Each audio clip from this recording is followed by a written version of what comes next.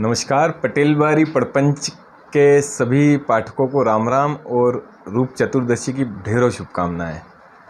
आप आश्चर्य कर रहे होंगे कि आज पटेल बा मालवी भाषा में क्यों नहीं बोल रहे हैं। एक्चुअल में एक ऐसा साक्षात्कार मैं करने जा रहा हूं जिसको ना सिर्फ मालवा में बल्कि पूरे देश दुनिया में हम पहुंचाना चाह रहे हैं। लक्ष्मी पूजन को लेकर ये साक्षात्कार है।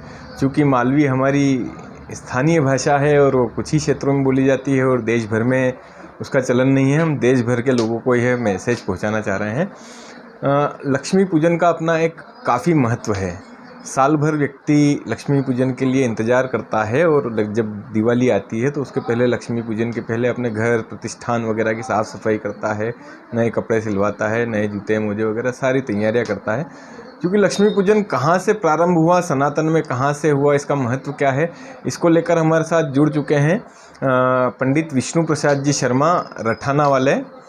प्रख्यात भागवताचार्य हैं आप और शिव महापुराण भी आप कई बार कर चुके हैं और काफ़ी बढ़िया भागवत प्रवक्ता हैं। तो पंडित जी जय श्री कृष्णा। जय श्री कृष्णा, जय श्री राम, हर हर महादेव। पंडित जी, लक्ष्मी पूजन को लेकर हम आज बात करना चाह रहे हैं आपसे। लक्ष्मी पूजन का क्या महत्व है, कहाँ से लक्ष्मी की उत्पत्ति हुई, कहाँ से लक्ष्मी पूजन की उत्पत्ति हुई, क्या आप थोड़ा सा बताइए। देखिए, लक्ष्मी जी की उत्पत्ति जो है समुद्र मंथन से हुई है और लक्ष्मी जी ने भगवान नारायण को प्राप्त किया। उसके बाद में व्यक्ति मानव जो है, हमारे जो सनातन धर्म है, सनातन धर्म के जो पहलू हैं वो ये कहते हैं कि यहाँ ताकत के लिए महाकाली की पूजा की जाए और लक्ष्मी की पूजा की जाए और बुद्धि के लिए महासरस्वती की पूजा की जाए।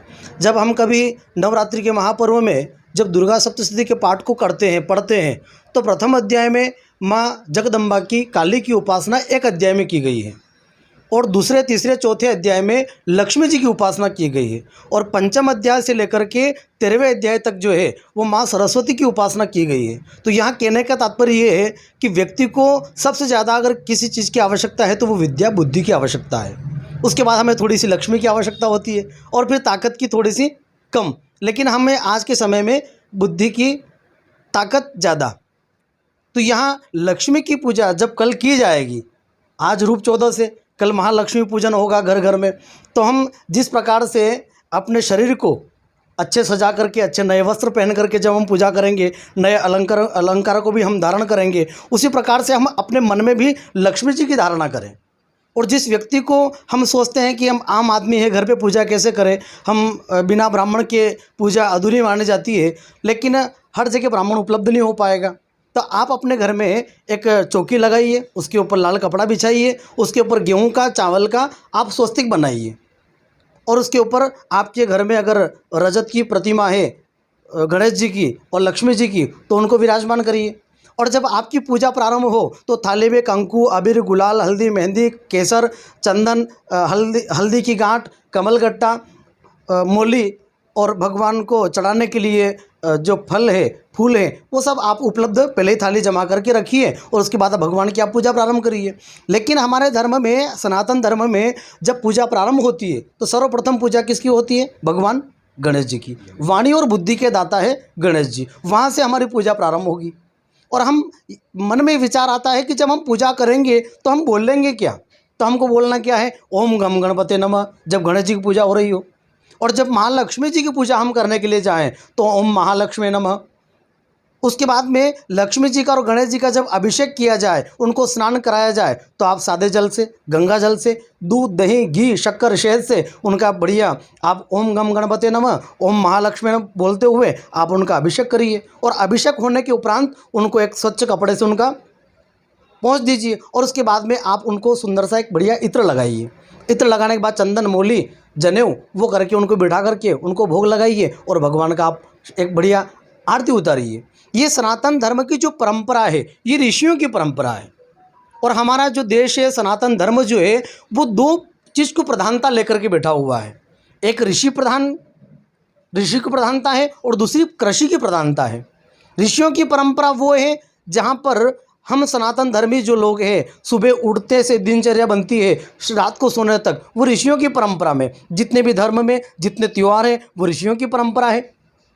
और हम रामायण काल की बात करें तो ऋषियों ने जब राजा दशरथ के यहाँ आकर के यजन किया, यज्ञ किया, और यज्ञ में स्वाहा स्वाहा नाम की जब आहुति दी गई तो उस ऋषि परंपरा से भगवान राम का प्राकट्य होता है। और कृषि प्रधान देश इसलिए है, कृषि की सभ्यता इसलिए है कि जहाँ राजा जनक जो है अपने ही इस खेत में जाकर के हल को जोतते हैं, और हल को जोतने के उपरांत जब माँ लक्ष्मी जो है वो कमल के पंखुड़ी पर विराजमान होकर के प्रकट होती है, तो ये सीता स्वरूपा लक्ष्मी जी है वहाँ पर प्रकट होती है। तो यहाँ ऋषि और कृषि प्रधान दोनों ही देश हमारा सत्य सनातन धर्म रहा है। और जब पूजा होती है तो उसमें स्वस्तिक भी आप बनाओगे गेहूं का, चावल का, तो यहाँ अलंकार आभूषण को तो महत्व देना ही है, लेकिन हमको अन्न को भी महत्व देना है, क्योंकि वो भी लक्ष्मी का स्वरूप है। आज अगर हमारे पास सिक्के हों, सोने के, चांदी के, सब कुछ हो, लेकिन अगर अन्न न हो तो हम भूखे जरूर मर जाएंगे। सही बात है पंडित जी। एक मतलब इसको अपन 100% नहीं कह सकते हैं, लेकिन कुछ 2-5% लोगों में ऐसी भ्रांतियां हैं कि लक्ष्मी पूजन के तत्काल बाद लक्ष्मी जी की आरती नहीं की जाती है। ऐसा बताते हैं कि आरती के लिए हम जब खड़े होते हैं पूजा करने के बाद, लक्ष्मी जी भी खड़ी हो जाती है और वो चली जाती है। इसमें कितनी सत्यता है? देखो, सत्यता क्या है, भगवान की जब पूजा की जाती है तो उसमें षोडशोपचार भगवान की पूजा होती है, और पूजा होने के उपरांत में एक विधान है कि हम उसको आरती करें, और आरती के बाद में ही विदाई होगी उस चीज़ की। लेकिन ये मन की एक धारणा है, एक अंधविश्वास कह सकते हैं कि हम तुरंत आरती करें और भगवान या कोई लक्ष्मी जी वहाँ से स्थान छोड़ करके चले जाएं। ये एक अंधविश्वास वाली बात है, इसको मन में कभी भी हम पनपने न दें।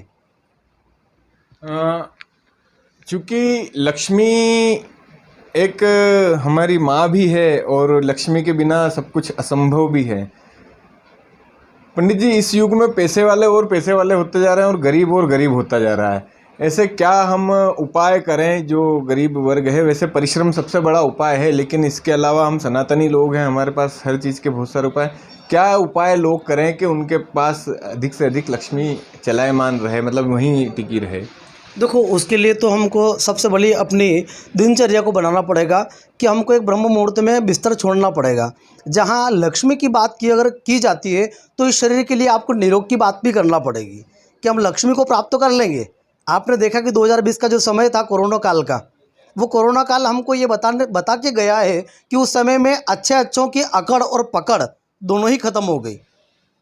तो आप अगर निरोग स्वस्थ रहना चाहते हैं और आप लक्ष्मी की बात कर रहे हैं कि किसके पास वो रहना चाहिए, किसके पास टिकना चाहिए, कौन पैसे वाला होता जा रहा है, जो गरीब है पीछे होता चला जा रहा है, तो उसके लिए हमको एक छोटा सा उपाय ये करना पड़ेगा कि दिनचर्या बनाकर सूर्योदय से पहले आप उठिए। उठने के तुरंत बाद आप नहाने की प्रक्रिया की ओर आइए। स्नान अगर आपका हो गया है तो आप घर का जो मंदिर है वहाँ बैठिए, दीपक जलाइए, और आप जिस देवता को अपना इष्ट मान चुके हैं उस इष्ट की आप पूजा आराधना करिए। आप अगर हनुमान जी को अपना इष्ट मानती हैं तो आप एक हनुमान चालीसा कर रहे हो तो उसकी गिनती बढ़ाइए, 5 पे आइए। अगर आप 5 कर रहे हो तो 11 करिए। आपकी अगर इष्ट की कृपा अगर आपके ऊपर होगी तो आपके पास में ना तो बुद्धि की कमी होगी, ना वाणी की कमी होगी, और ना लक्ष्मी की कमी होगी। सब कुछ आपके पास होगा। लेकिन अगर आप कहते हो कि पैसे वाला होता जा रहा है तो कहीं ना कहीं भैया उसने अपनी दिनचर्या को संभाल करके रखा है, अपने मैनेजमेंट पे उसका पूरा फोकस है। हो सकता है कि हमारा फोकस नहीं हो पाया हो। पंडित जी, एक और भ्रांति कहें या इसको परंपरा कहें, कुछ प्रतिशत लोग लक्ष्मी पूजन जब करते हैं तो अपने पितरों की तस्वीर भी साथ में रखते हैं। वो उनका ऐसा मानना रहता है कि हमारे जो पूर्वज हैं वो भी इस लक्ष्मी पूजन में सम्मिलित हो रहे हैं। और कुछ लोगों का ये कहना रहता है कि पितरों को देवताओं के साथ नहीं रखा जाता है, भगवान के साथ नहीं पूजा जाता है। तो दोनों में से सही क्या है, या क्या मतलब क्या है? देखो, आज प्रकृति ईश्वर की बनाई हुई है और पूर्वज जितने भी हैं वो हमारे हैं और वो भी ईश्वर के बनाए हुए हैं। अगर आज हम अमावस्या को अगर हम दिवाली मना रहे हैं और अमावस्या की जो रात्रि होती है या दिन होता है वो भी पितरों को समर्पित होता है, तो यहाँ जब भगवान की चौकी लगाई जाएगी तो वो पूर्व दिशा की ओर लगाई जाएगी, और पितरों की अगर चौकी लगाई जाएगी तो वो दक्षिण दिशा की ओर। अगर आप इन दोनों चीज़ों को कर रहे हैं तो उसमें भी कोई भ्रांति या कोई गलत नहीं है। आप दोनों की पूजा अपने अपनी जगह कर सकते हो, उसमें कोई दोष नहीं है। पंडित जी, इस वर्ष जो है दिवाली को लेकर काफ़ी असमंजस है। कोई बता रहे हैं 31 को है, कोई कह रहा है 1 तारीख को है। कई लोग कह रहे हैं कि सनातन बढ़ता जा रहा है। कुछ बुद्धिजीवियों का यह भी मत है कि 2 त्योहार होने की वजह से जो है सनातन बढ़ता जा रहा है। आपका क्या कहना है? देखिए, अगर 2 त्योहार 2 नहीं है, त्योहार एक ही है। गणित ज्ञान को हमको समझना पड़ेगा, और जो इस बात को जानता है कि गणितीय गणना क्या होती है, जो ज्ञान और विज्ञान को जानता है, वो कभी भी इस बात को झुठला नहीं सकता, और वो कभी भी इसके विपरीत नहीं जाएगा। कहने का तात्पर्य ये है कि अगर कोई भी त्यौहार अगर 2 दिन का होता है तो उसमें दोष भी क्या है। आज हम ये सोचें कि हमको कोई अवसर मिला है 2 दिन करने का, तो आप उसको 2 दिन आनंद से करिए। और 31 तारीख के दिन, कल जो है अमावस्या प्रारंभ होगी दिन में 1 बजे से, जो यहाँ से चलती हुए 1 तारीख को 6:45 बजे तक है। तो यहाँ तो जो परंपरा कहती है, गणित ज्ञान कहता है कि अगर आपको जिसको संध्या की वेला में और जिसको रात में अगर पूजा करनी है तो आप 31 तारीख को करिए, उसमें भी कोई दोष नहीं है। और जिस व्यक्ति को अगर सुबह सुबह पूजा करनी है कि सुबह मुझे 9 बजे 10 बजे करना है, तो आप 1 तारीख को करिए, क्योंकि उस दिन भी अमावस्या है और प्रदोष काल तक रहेगी वो। तो इसमें कोई भ्रांति नहीं है, ये जो है वो आप उसको स्वीकार करिए। जी, एक आखिरी प्रश्न और मेरा ये था कि दीपावली की जो रात्रि रहती है, उस रात्रि का सनातन सभ्यता में बड़ा महत्व माना गया है। तप की दृष्टि से और तपस्या की दृष्टि से बहुत माना गया है। ऐसा कौन सा अपन तपस्या करें रात भर जिससे जो है आप अपने इष्ट को प्रसन्न कर सकें, लक्ष्मी को प्रसन्न कर सकें? क्या महत्व रहता है उस रात में और क्या करना चाहिए? कौन से मंत्र का जप करना चाहिए? महत्व क्या है, बताइए।